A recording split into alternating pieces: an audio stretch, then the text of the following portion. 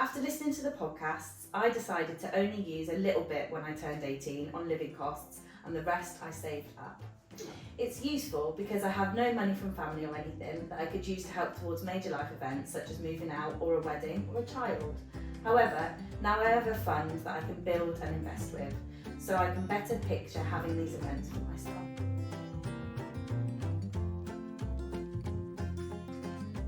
Welcome everybody to the latest episode of On the Sofa with Sal. And this episode is going to be slightly different. We have two external guests from the Share Foundation. They do some amazing work with young people, which they're going to be telling you about. So on the sofa, we have Sue and Josie who will just tell you a little bit about the interesting work that they do. Hello there. So I'm Sue and I work with the Share Foundation. First of all, Sal, thank you for inviting us to your home and to have this chat today. Welcome. The Share Foundation are a charity that administer the savings accounts for young people in care. Yes. And we also offer some life skills for them. So, yeah. Brilliant. Look forward to talking about that today. Thank you. I'm Josie. Yeah. I'm so glad to be here today and chat about our programme. So my role within the Share Foundation is I'm the programme coordinator for our newest life skills programme, which is called Stepping Forward. Mm-hmm. And that is a performing arts for life programme. And I'll talk a little bit about that later. But I'm also one half of the life skills team. And we have Natasha, who isn't here today, but she runs the Stepladder Plus programme, which is all about financial education and skills for independence. Brilliant. So I'm going to be representing both life skills programmes. Lovely. Well done you. And I'm very excited to find out a bit more about what you do and let the viewers know as well. So could you just tell me about the Share Foundation? When was it set up and why? Okay, yes, of course. So the Share Foundation, we were established around about 2005. And at that time, we were actually trying to raise funds for the Child Trust Funds in the local area. Yeah. And then in 2012, we were awarded the contract with the Department for Education, and that was to open up junior ISAs for young people in care. Brilliant. And then in 2017, we then progressed on to actually receive the contract also for taking over child trust funds as well. So we're administering the junior ISAs and child trust funds for young people in care. So I've had some experience with child trust funds with my own children I've looked after. Can you just explain, is there a problem that children haven't claimed these? Yeah, so the Child Trust Fund was a universal scheme by the government for any young people that were born on the 1st of September 2002 and up to and including the 2nd of January 2011. Yeah. So all young people were part of that scheme where someone was claiming child benefits. It's all done through the child benefits scheme. Yeah. So where there was somebody with parental responsibility who used the voucher to open the Child Trust Fund, maybe, the person with parental responsibility understands where that account was and followed that journey and was able to help that young person locate their account because they already had all the paperwork for that. Right. However, the biggest problem is the low-income families where nobody opened up the Child Trust Fund and therefore it was an HMRC allocated account. So the HMRC opened the account and therefore, maybe the young person, the people with parental responsibility, nobody knew about that account, nobody knew where it was opened. And that is where we have the massive issues with the Child Trust Funds. And that's nationwide, not just young people in care. So that's a big problem. And if there's anybody out there that doesn't know, what amount of money are we talking about? Well, I think in the earlier days, the schemes were very much, if you're from a low-income family, you probably would have got about £500 initially, and then another payment around 7 or 8 years of age of another 500. So could be well over 1,000, put into an investment account, could have grown, be approximately £2,000. And it's difficult to give a figure because obviously that will also depend on whether anyone is contributing to the accounts. Yeah, and it's important because we know for lots of the children that we look after, they leave care and they don't have a large sum of money or somebody to help them through education or finding a flat or whatever. Yes. So I would say to those of you out there, the carers and so on, if you've had a young person that you've looked after and you're still in touch with, please let them know about this because we really don't want them to miss out. How could somebody find out where that money is now? Absolutely. So the Share Foundation, we have been involved with young people in care. So we are administering the Junior ISA scheme and the Child Trust Fund scheme anyway. So we will definitely be able to help young people. They need to be aged 16 and over because that's when they get their national insurance number. Yes. And the Child Trust Fund was all set up around that national insurance number. Yes. So that will be the easy way for a younger person to be able to locate their account at 16 when they get their national insurance number. We, the Share Foundation, offer a scheme whereby we can help them do that. So for young people in care or for any young people nationwide that are 16 and over that have their national insurance number, please come to the Share Foundation. We will be really happy to help you. Excellent. And it gets really messy for fostering agencies because sometimes local authorities save at source, sometimes they ask us to save, and if that young person leaves or changes the homes partway through, we have to transfer money, sometimes to individuals, so we don't always know the young person is getting that money. So it's much better to have that administered separately and independently, in my view. Yes. Can I ask you about the junior ISAs? Because one of the problems that foster carers have is opening bank accounts for children, not having birth certificates and the correct documentation. If we have a young person with us where that's been a problem, would we be able to set up a junior ISA with yourself? So how the Junior ISA scheme works is the local authority will submit the data to the to the Share Foundation when a young person has been in care for at least 12 months without any breaks. So that was the first time the Share Foundation received that data, and that should be done on a regular basis. From that, we identify the young people that are needing to have a Junior ISA account opened. Right. So we draw down the £200 from the Department for Education.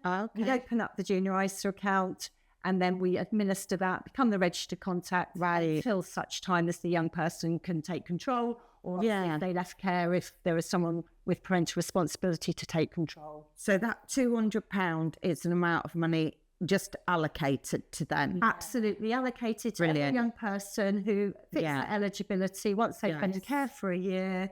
And then we open up that Junior ISA. Now, I would like to add that we also administer contributions. So as you mentioned, we've got foster carers, we've got fostering agencies, we've got local authorities. Some local authorities are now taking that savings at source. A lot of individual foster carers are saving for their young people. And we therefore can build up those accounts. And we, the Share Foundation, would take in those contributions, we would administer them to the young people's accounts. Great. And that can make such a significant difference to building the growth of those accounts will make such a difference to those young people's future. So I think it's something that we might actually do as an agency in the future is work with yourselves where the savings aren't taken at source.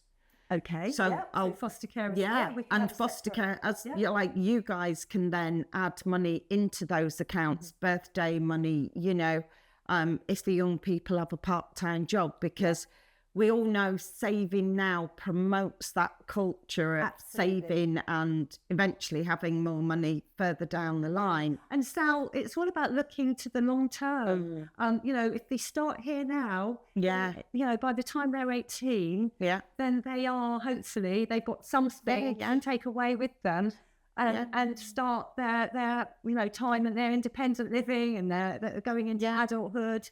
So that is so important. It so, is. Yeah, we definitely help with the contributions, Amazing. putting into the junior ISA accounts, but the Yeah. junior ISA accounts are actually opened through that local authority data process. Got you. Yeah. Got you. And the other thing I'd just like Yes. to add is that a foster carer actually doesn't have the level of parental responsibility to open a junior ISA, which does then make it difficult. And even if they did then do that, if they've got a child trust fund, a young person can't have both. Yeah. So it's a way of the junior ISA scheme or the child trust fund. Yeah. It's a way of paying money in long term. Yes. So it's going into a long-term savings account. Yeah. That account is under that young person's name, and only the young person can claim that account. So it can't be taken back out because it's gifted. So there is that security that a foster carer says, I'm putting this money in here. I want to make sure they're getting it. Yeah. Then with the junior ISA and the child trust fund scheme, they will.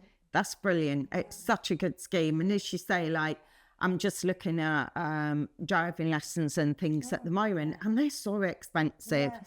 So it's just that extra buffer, which is amazing.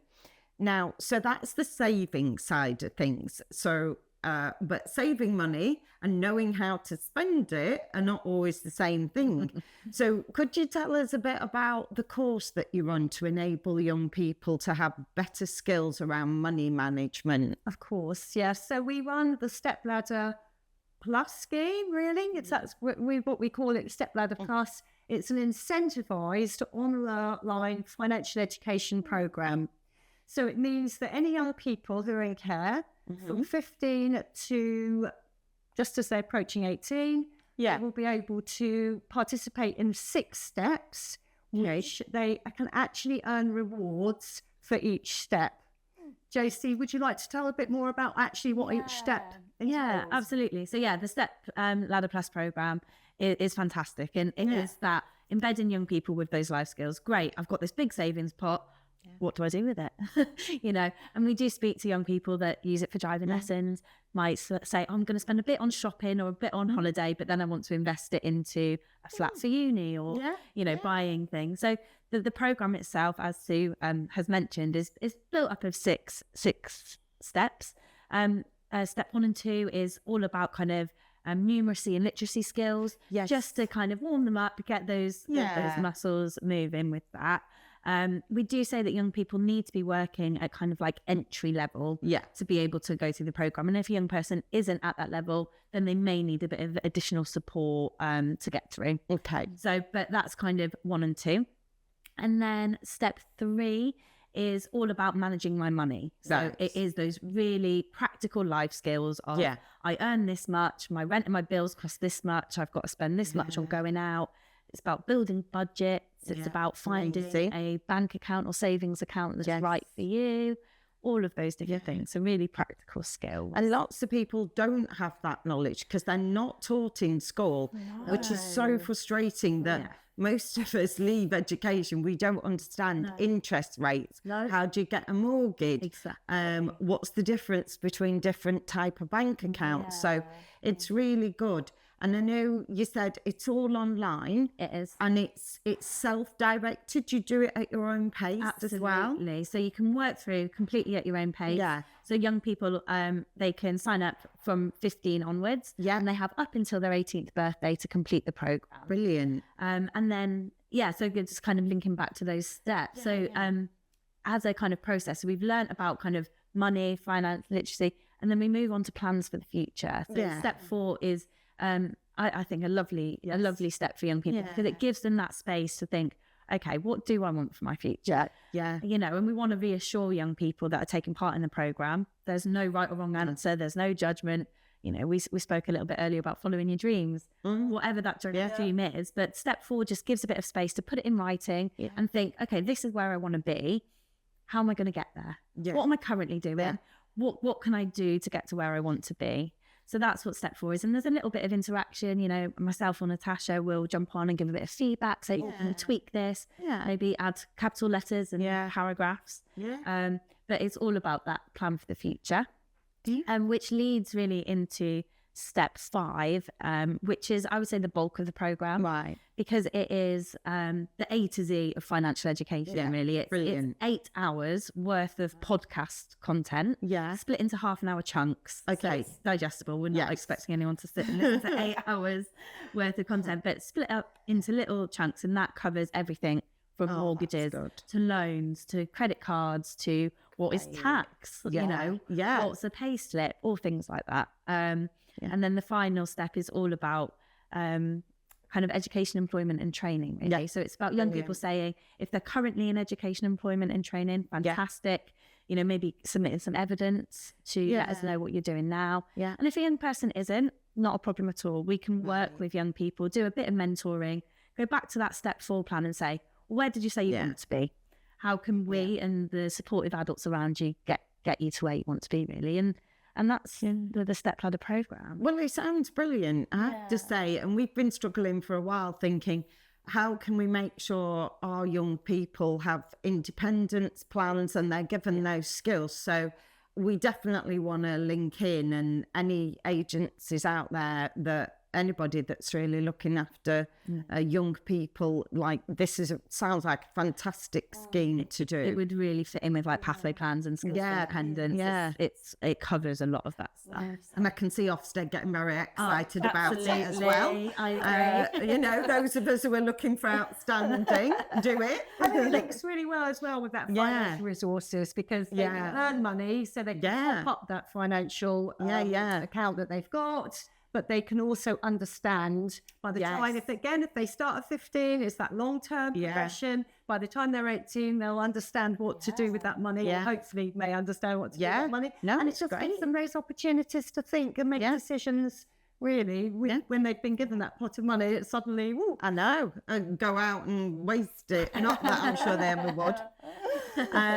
And you mentioned about they're incentivised on the course. Could you just tell us a bit about what that incentivisation is, please? Absolutely. So it's a financial incentive, obviously. So it's money that's added, money that's added into the savings account. So it's money that you earn now that you can't touch till later, which I think is a life skill in itself. It is. Knowing that you've earned some money and it has to sit in an account for a little while, you know, that's a hard lesson to learn for some people. It is. For Stepladder, for completing the whole programme, is £750 into a savings account. I mean, that's a good chunk of money. Do you know what I mean? So listen, everybody, once we've done this, we'll get the details. Start encouraging people now.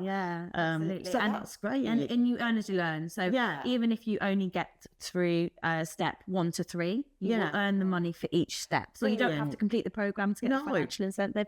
Each step that you achieve, you'll earn a little bit towards that total. But once you've started and you see that, it can get very exciting as a young person when you see your money going up and up. I know. So that's great. Awesome. How do people access it? How, like, if somebody's sitting at home, they have a 15-year-old, they're like, oh, that sounds good. I really want them to do it. How do they get on the programme? Maybe we can give you some links that we can add onto the content that we're amazing. But if not, you can find it by searching Stepladder Plus, the Share Foundation, and that should take you to the registration link. Excellent. Well, that was really interesting and really helpful. Thank you so much. And now we're going to talk about the other work that you do, which is also really important. Josie, would you like to tell us what that is and what that does as well, please? Absolutely. So off the back of the success of our first life skills program, Stepladder Plus, we have, as of March this year, so it's quite new still, launched Stepping Forward, which is a performing arts for life program. And the reason, I suppose, why we chose the performing arts is because we really do believe in the power that performing arts can hold and the power that engaging with creativity can have on all people, you know, especially young people. I think it can be such a great way to engage with the world. And we're not saying that everyone that does the course is going to go on to be a professional dancer or an actor or work in the theatre, but engaging with those things, even in your local community, can build so many transferable skills in all kinds of careers and jobs. Definitely. Public speaking, teamwork, Yeah. logic thinking, creativity. Yeah. They're all skills that help boost your confidence, boost your self-esteem. So, I mean, I've got a background in the performing arts as well. Yeah. So it's personally quite a good one that's why I kind of got involved with the Share Foundation. So I really believe in it. Yeah. So yeah, that's stepping forward. It is just like Stepladder, incentivized. So young Excellent. people can do the program, they can earn whilst they learn. And the program itself is kind of an introduction to the performing arts. So no prior experience needed. Even if you've never heard of the performing arts or never engaged with it, you can take part and hopefully learn about what it is, the history, the culture. And then the program itself is split up into different kind of forms. So we cover singing, acting, dancing, and also backstage arts. So things like lighting, sound design, wardrobe, costume design, makeup, everything that on and off the screen and stage. Quite sad I'm too old for this. Honestly, it sounds awesome. So exciting. Can you still do it? Please. Why not? Yeah, exactly. Oh, yeah. No. And is there an age limit on, like, an age criteria for this as well? Yeah, there is. So we've dropped the age range a little bit. So for young people aged 13 to 17. Great. Remember that, people, 13. Yeah. And it's good to remember young people can do both programs as well. Yes. So they can earn and learn from both Stepping Forward and Stepladder. That's brilliant. And to get, is it 750 for both?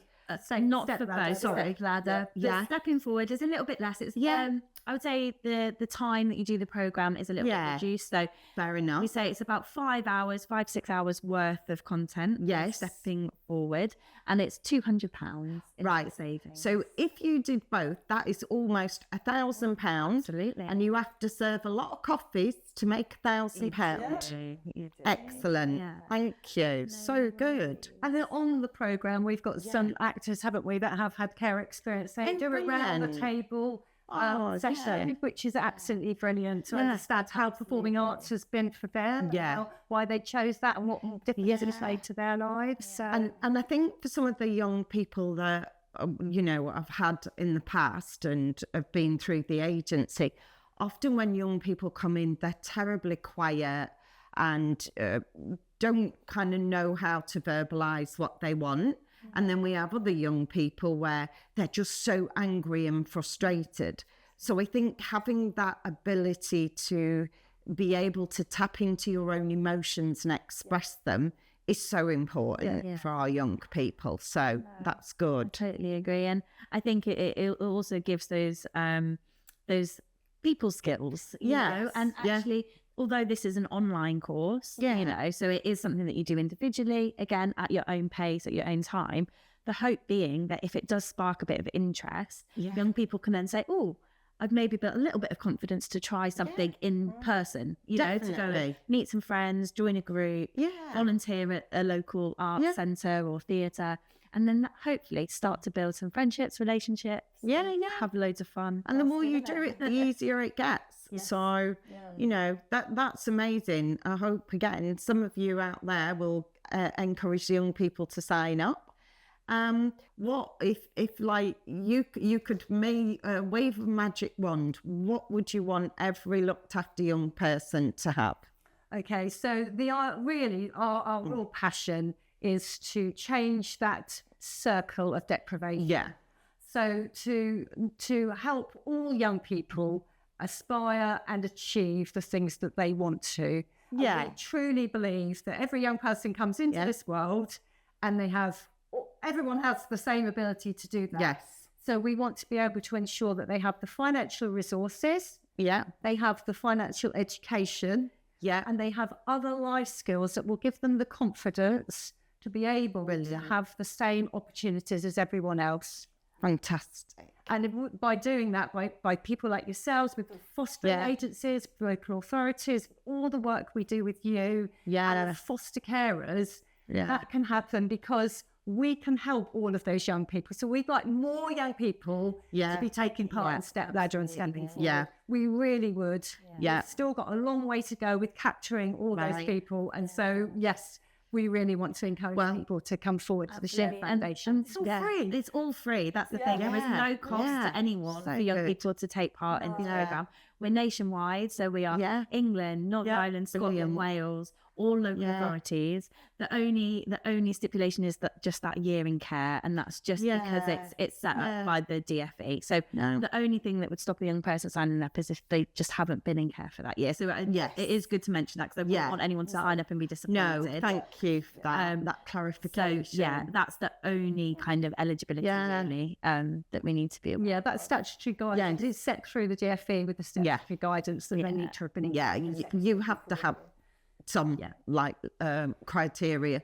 So, I mean, it sounds wonderful and amazing, and I certainly wish that this had been available when I was in care growing up, because I know it would have helped me an awful lot. The financial management, understanding money when you don't kind of have a family or anything behind you.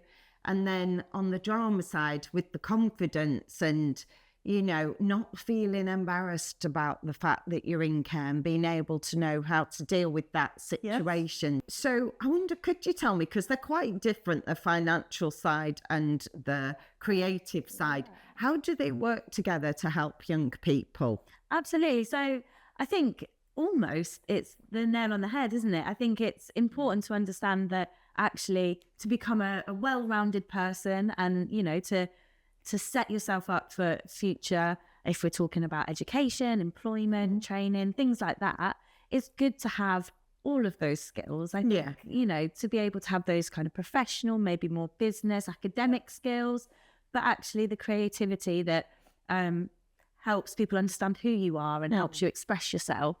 So I think they complement each other in lots of ways. And also, you know, taking part in both means you get the financial rewards for both. Yeah. And you're constantly topping up that savings account. Brilliant. So I think whether you're, you know, passionate or interested about either, giving it a go and trying both, I think will definitely give those skills. Well, we all need to be able to communicate better, and we all need to understand money better. Yeah. So coming back to yourself, Josie, what would you say to young people who are questioning whether they're creative or confident enough for your programme? I would say you won't know if you don't try. And I think the beauty of Stepping Forward is that the pressure's off. You're doing it in your own space, at your own time, and just give it a go. And, you know, I think hopefully we've set the programme up so that it's really easy to be guided through, that it's quite clear, and it gives you time to kind of think about your own opinions, you know, and until you give it a go, you won't try. And in the programme, we do have some kind of pre-recorded workshops. So we have a dance workshop, a singing workshop, and an acting workshop, and a bit of backstage stuff. But again, give it a go. If it's not for you, you can move on to the next one. But if you might find that you really enjoy it, and then you can, you know, practice those skills at home. That's so good. So, Josie, I wonder, could you give us an example, please, of how going through the Stepladder Programme has changed a young person or influenced them? Yeah, absolutely. Natasha, actually, who's the programme manager, gave me a quote from a young person that's taken the Stepladder course. So I am going to read it if that's okay. So they said, taking part in the Stepladder Plus programme definitely changed my life. It was especially useful as the tasks on the programme are personalised to your situation in care. The tasks, such as the money managing one, was also really realistic and humanised us. So they would help you with bits such as budgeting, to buy gifts for friends and go on holidays. After listening to the podcasts, I decided to only use a little bit when I turned 18 on living costs, and the rest I saved up. It's useful because I have no money from family or anything that I could use to help towards major life events such as moving out or a wedding or a child. However, now I have a fund that I can build and invest with, so I can better picture having these events for myself. That's brilliant. That's awesome. Thank you so much for sharing that with us. So we're coming to the end of our time together, and thank you so much. I wonder, could you tell the people at home, please, what is one thing you would want young people in care to believe about themselves? Well, Sal, for me, I think I'd like to say please remember how important you are. You're an individual. Don't stop being who you are. You can do it. Believe in yourself. Oh, that's awesome. Thank you. And now I feel like crying. So I would definitely mirror that. I think it's important to know that, you know, the people in the world will tell you what you need to be or want to be, but actually it's hard. But take that time to just tune in, find out what makes you happy, what makes you tick, what gets you excited, and follow that, because otherwise you can get weighed down in all the other stuff. But if you can really tune into that, it's hard, but you can get it. It is. Thank you so much for that. So we'll be finishing in a minute, but I wonder, is there anything else you'd like to share with people watching? I mean, I certainly like to encourage foster carers, young people, please locate your account. That account, we've worked really hard to get to, hopefully building it up for you, administering it. I hope if there's been contributions paid to it, then they're there for you. That account is yours. Please make sure you claim it. So contact the Share Foundation and we will support you in doing that. Amazing. Yeah, and in regards to the life skills programs, I would say, you know, if you're interested, give it a go. Start investing in your own savings, in your own future. Learn some skills on the way, and the life skills team at the Share Foundation are really friendly. So drop us an email, pick up the phone if you've got any more questions, and we're more than happy to answer them and get you signed up and started on the programs. Brilliant. Please do encourage you young people to sign up for this. I hope you enjoyed this episode as much as I did. We're going to put the contact details below, so please either yourselves or encourage the young people to get in touch and to take the benefits of these amazing programs. So that's a wrap for today. Until next time, on the sofa with Sal.